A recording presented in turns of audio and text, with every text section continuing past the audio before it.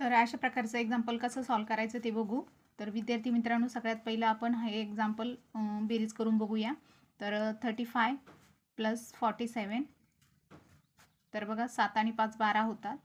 आजचा आला 1, 4 आणि 3 7 आणि 1 8 82.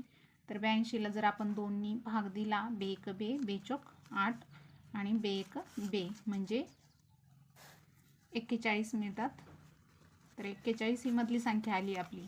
आता तसंच ह्या प्रकारे 73 + 70.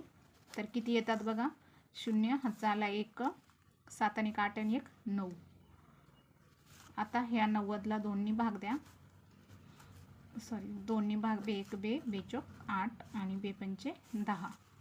तर या ठिकाणी 45 ही संख्या आली आहे. त्यानंतर ह्याच प्रकारे 97 प्लस